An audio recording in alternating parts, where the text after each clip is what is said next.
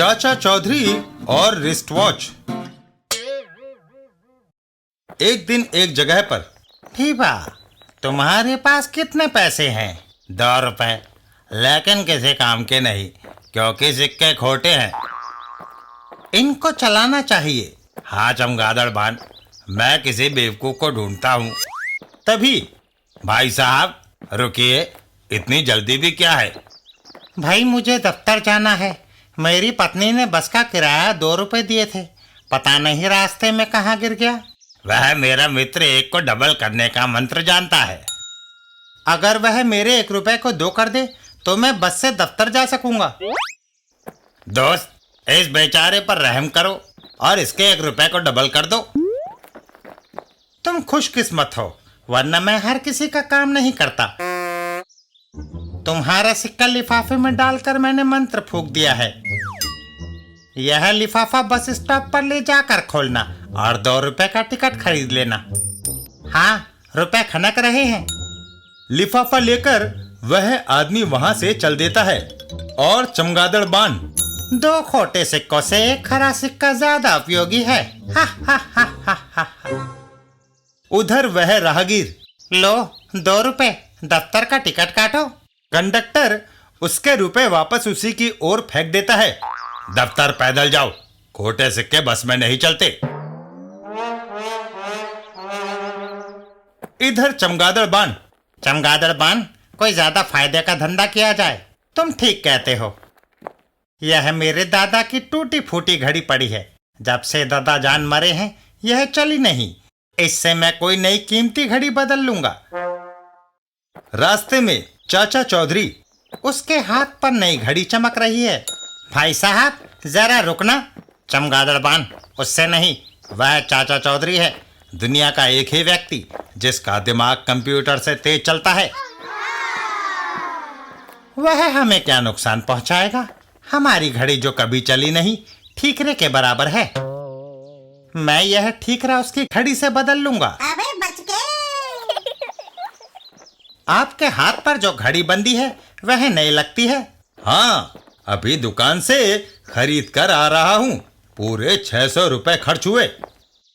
जरा अपनी घड़ी दिखाइए, मैं भी एक खरीदना चाहता हूँ।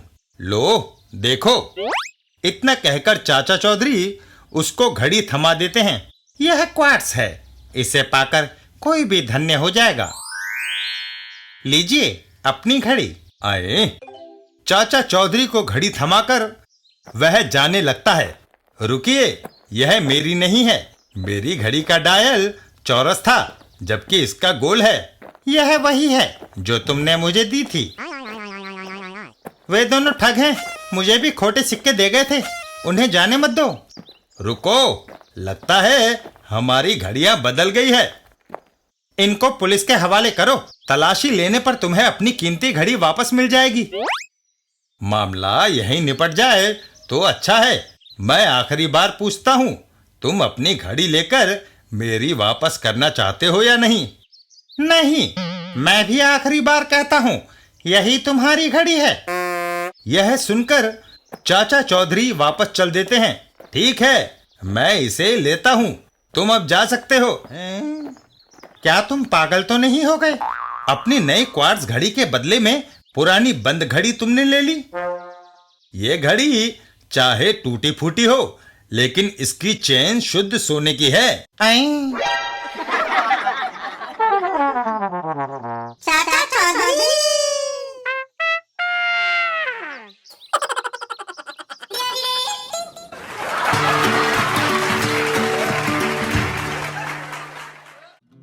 चाचा चौधरी और चालाक सौदागर। एक दिन रास्ते में, बारो, इतने सारे टेलीविजन सेट्स क्या रिपेयर करने का काम शुरू कर दिया है? नहीं दोस्त गार्न, ये मैंने खरीदे हैं।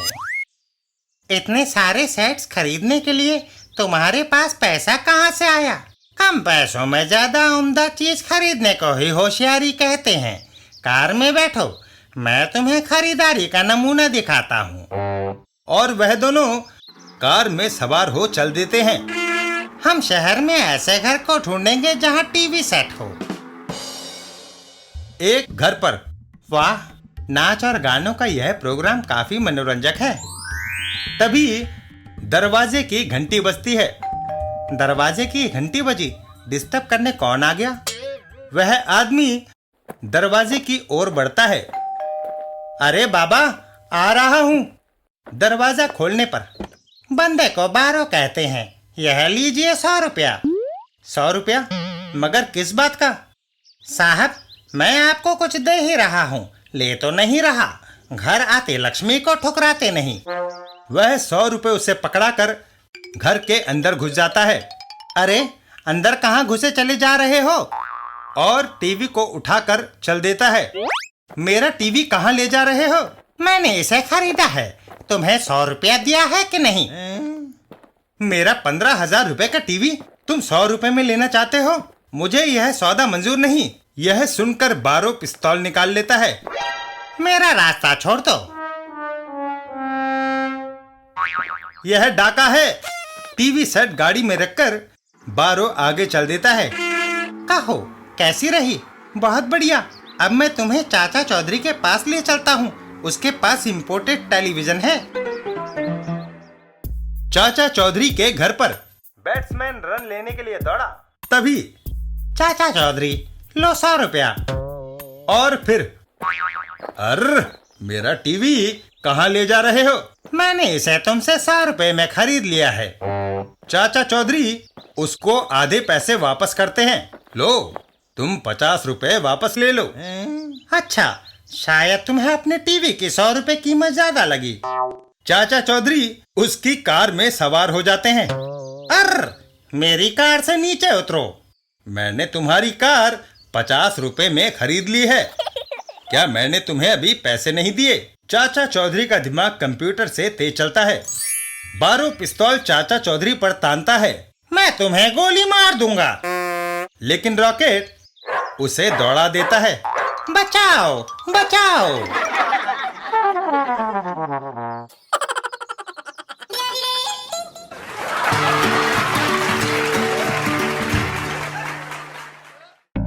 चाचा चौधरी और नॉन बोन की यात्रा।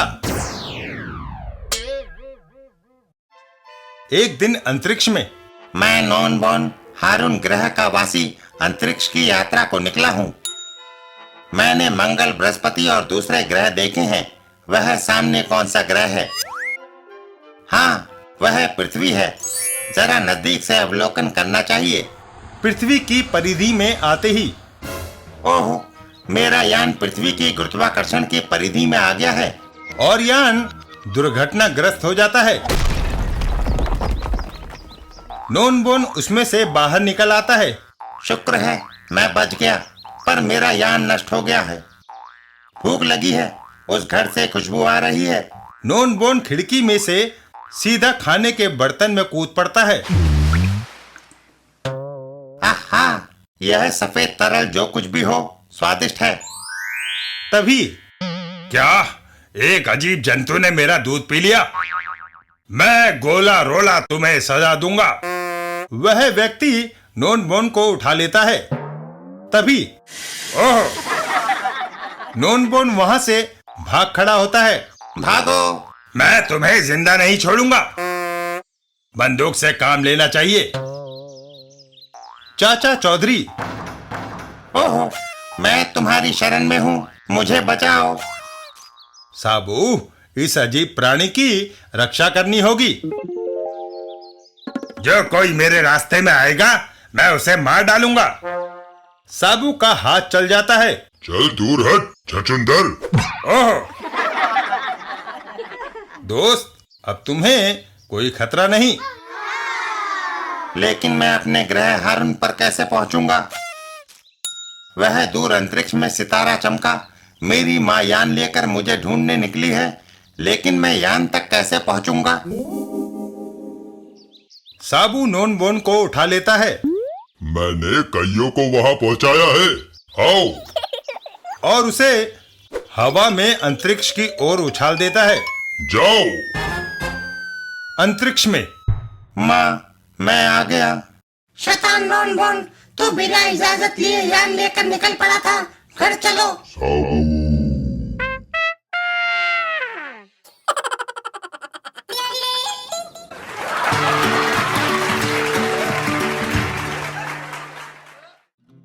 चाचा चौधरी और गलतफहमी। एक दिन एक घर में। अरे भगवान दास जी, सारा दिन मैगजीन ही पढ़ते रहोगे या कुछ घर का काम भी करोगे? जाओ बाजार से सब्जी लेकर आओ। भगवान दास उठकर चल देता है। जाता हूँ कौशल्या, जब तक लौटकर आऊं चाय बनाकर तैयार रखना। घर के बाहर। अरे मेरे दरवाजे पर ये कागज कैसा पड़ा है? कागज को उठाते ही भगवान दास हिल जाता है। कौशल्या, डाकू भूपत ने बीडी यानी मेरे नाम यह पत्र भेजा है। क्या लिखा है जी? पढ़कर देख लो। पत्र का मजमून। बीडी, मुझे 4 लाख रुपए की जरूरत है। पैसे का इंतजाम कर लो। कुछ देर बाद पैसा लेने मैं तुम्हारे घर आऊंगा। पैसा ना मिलने पर तुम्हारा अगवा कर लिया जाएगा। डाकू भूपत। कौशल्या, हमारे पास तो 400 भी नहीं है। फौरन पुलिस के पास जाओ। भगवान दास पुलिस स्टेशन पहुंचता है। मुझे इंस्पेक्टर साहब से मिलना है। अंदर चले जाओ। पुलिस स्टेशन के अंदर। डाकू भूपत ने मुझे धमकी भरा पत्र लिखा है। इंस्पेक्टर बीडी के साथ चल देता है। भगवान दास, आओ मेरे साथ, तुम्हारे घर चलना है।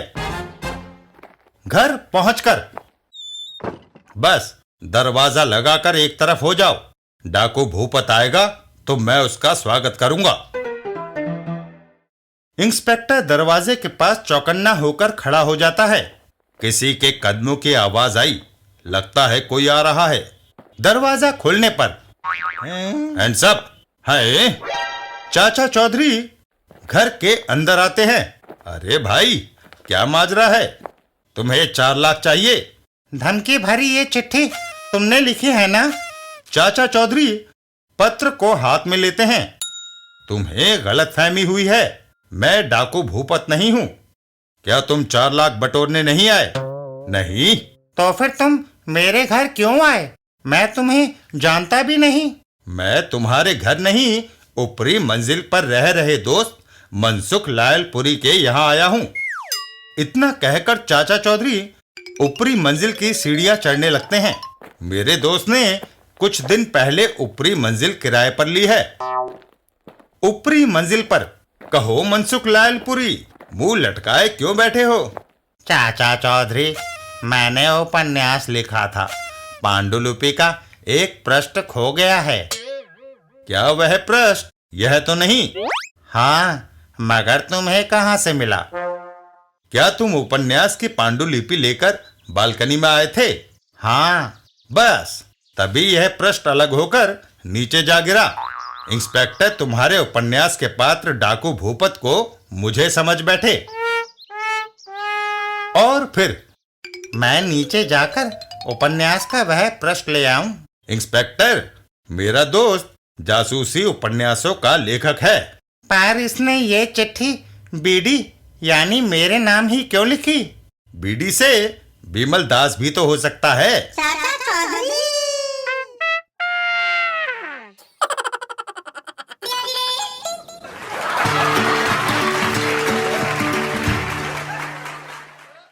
चाचा चौधरी और प्रोफेसर शटलकॉक। एक दिन डाकू गोबर सिंह और धमाका सिंह।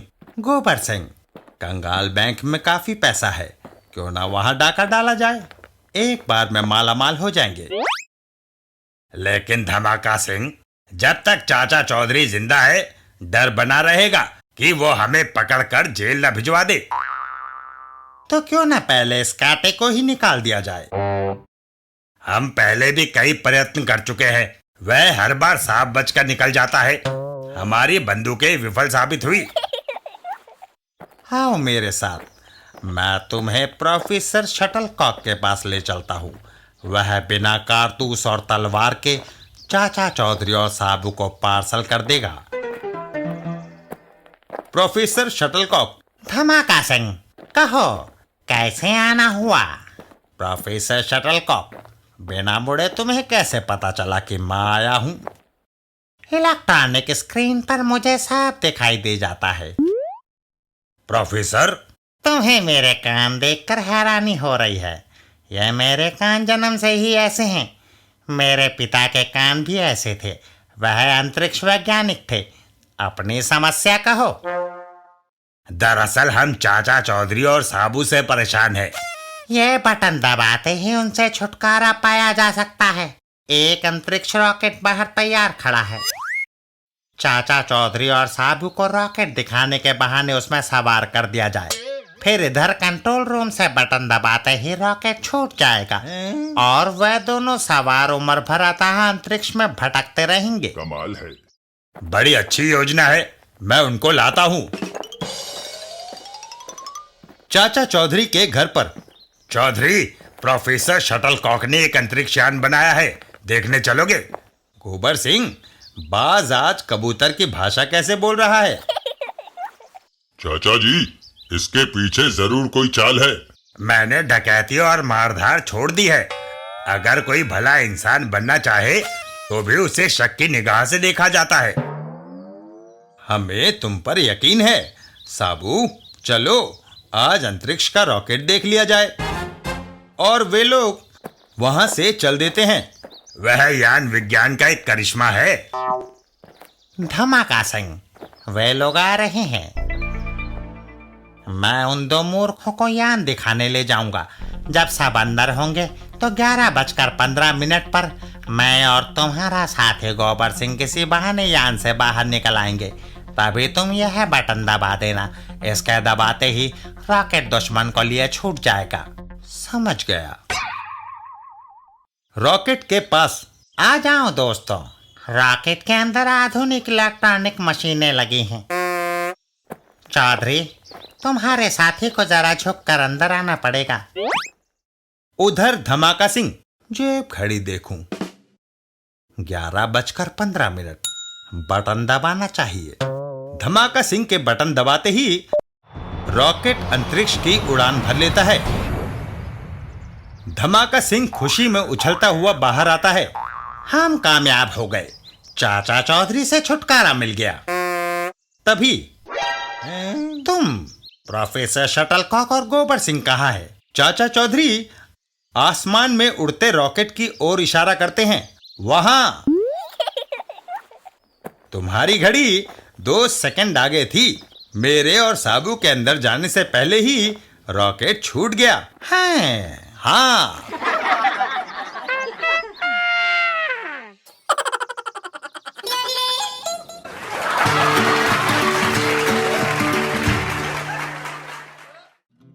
चाचा चौधरी, भोजन और रुपया। एक दिन चाचा चौधरी के घर पर। 1 करोड़ रुपए का क्या लोगे? बिनी, पहले तो हम दुनिया की सैर करेंगे, फिर रहने के लिए एक अच्छा सा मकान खरीदेंगे, एक इंपोर्टेड कार लेंगे, कुछ गरीबों में दान करेंगे। काफी दिनों से तुमने मुझे जेवर खरीद कर नहीं दिए। चलो, तुम्हें डायमंड का कीमती सेट ले देंगे। और कपड़े भी। चाची! बाकी पैसे जो बचेंगे उनके शेयर खरीदेंगे। राकबी, चाचा चौधरी का सारा रुपया हमें मिल सकता है। पुन्नो, कैसे? तुम सारे परिवार को खाने पर आमंत्रित करो। जब घर खाली होगा तो पीछे से मैं 1 करोड़ रुपया लेकर चंपत हो जाऊंगा। अब तुम जाओ और उन्हें ले जाओ। राकबी और चाचा चौधरी। चाचा जी, मैं चाहती हूँ कि आप आज मेरे मेहमान बने। चाचा चौधरी और चाची उसके साथ चल देते हैं। रॉकेट को भी ले आइए, उसके लिए मैंने खीर बनाई है। तुम हमारे लिए कितना सोच रही हो। मेरे हाथ का बनाया खाना खाएंगे तो हमेशा याद करेंगे। राकबी के घर। बैठिए और खाने का लुत्फ उठाइए।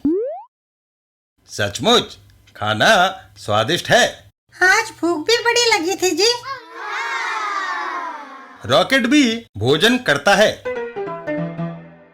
इधर पुन्नू। चाचा चौधरी अपने घर को ताला नहीं लगाता। इससे मेरा काम और भी आसान हो गया है। घर के अंदर। चाचा चौधरी की तिजोरी खाली पड़ी है। शायद 1 करोड़ रुपया उसने दूसरी जगह रखा होगा। अलमारी में भी नहीं है। कुछ लोग रुपया तकिए या चादर के नीचे छुपा कर रखते हैं। वह वहां भी ढूंढता है। हैं? वह यहाँ भी नहीं, बक्स में भी नहीं मिला। सारा घर छान मारा मगर चाचा चौधरी का 1 करोड़ रुपया नहीं मिला। वह वापस अपने घर की ओर दौड़ लगाता है। मुझे अपने घर जाना चाहिए।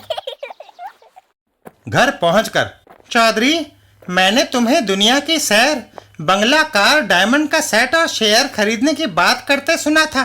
आखिर उन चीजों के लिए पैसा कहाँ है? मैंने 1 करोड़ रुपए इनाम वाला लॉटरी का टिकट खरीदा है। हम इसी के पैसों की बात कर रहे थे। इतना कहकर चाचा चौधरी वापस चल देते हैं। स्वादिष्ट खाने के लिए धन्यवाद। हैं? चाचा चौधरी।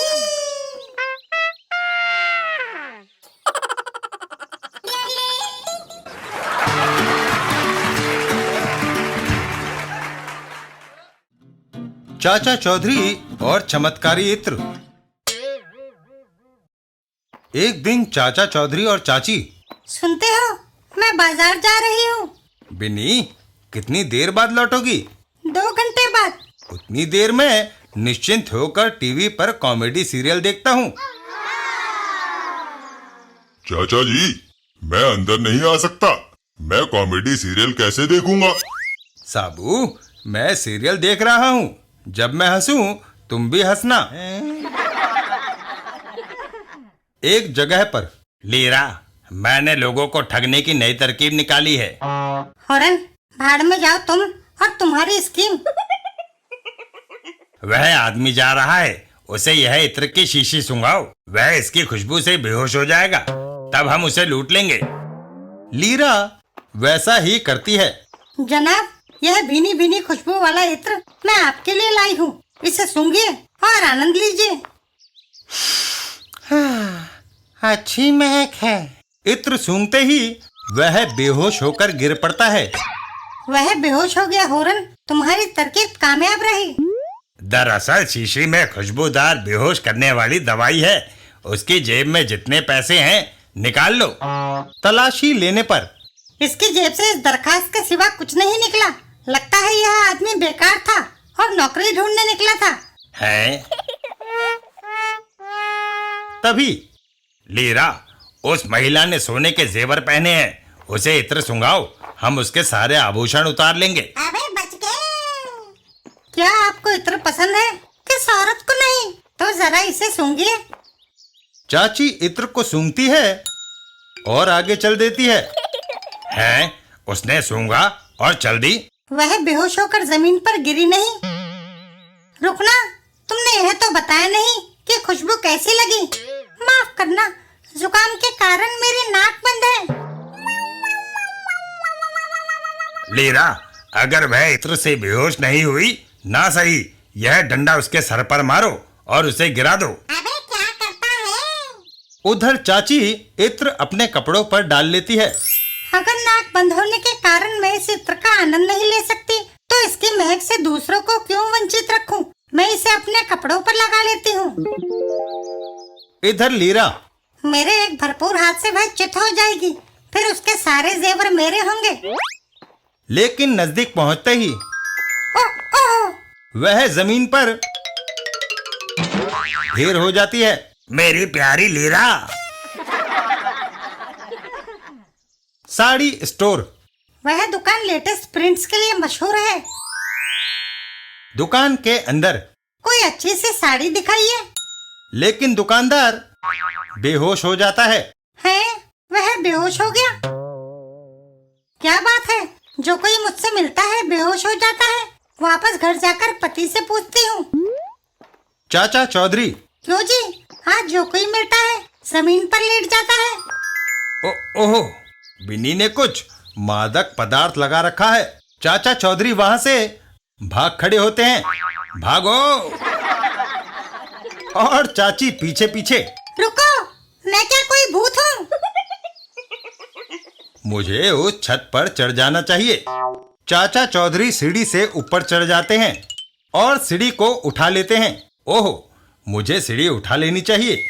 जिससे वह मुझ तक ना पहुंच सके, नहीं तो उसके कपड़ों पर लगा मादक पदार्थ मुझे बेहोश कर देगा। चाची वहां पहुंच जाती है।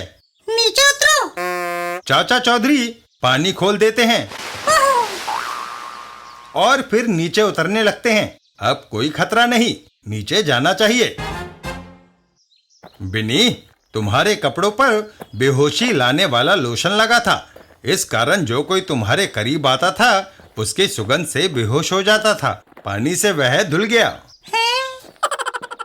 चाचा चौधरी।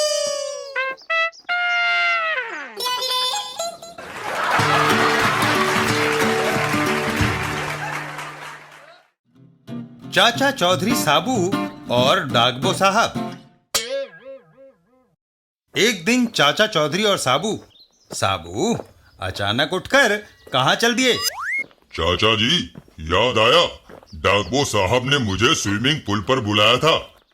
उसने कहा था चूंकि मैं एक अच्छा गोताखोर हूँ, इसलिए वह मेरा प्रदर्शन देखना चाहते हैं। लेकिन साबू, स्विमिंग पूल तुम्हारे लिए ऐसा रहेगा जैसे टब में मगरमच्छ। फिर भी चाचा जी, मैं डुबकी लगाने का मुंह नहीं छोड़ सकता। जाता हूँ। साबू वहां से चल देता है। इधर डागबो साहब, आपने स्विमिंग पूल बड़ा शानदार बनवाया है। तीखान, जरा पानी में पैर डालकर देखो। तीखान पानी में पैर डालता है। क्या शीशे की तरह साफ पानी है? लेकिन आई, मेरा पैर जल गया। ओह, स्विमिंग पूल में पानी उबलता हुआ गर्म है। ऐसे मजाक से मेरा मनोरंजन होता है। अभी साबू आएगा, जब वह ऊपर से इस खौलते हुए पानी में डुबकी मारेगा तो कितना लुत्फ आएगा। साबू, डागबो साहब, तुम आ गए। चढ़ जाओ सीढ़ियों पर और दिखाओ हमें अपनी गोताखोरी का करतब। साबू सीढ़ियों पर चढ़ जाता है।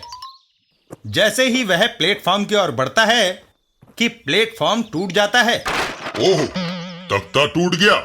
और साबू सीधा डागबो साहब के ऊपर आ गिरता है। बचाओ। है?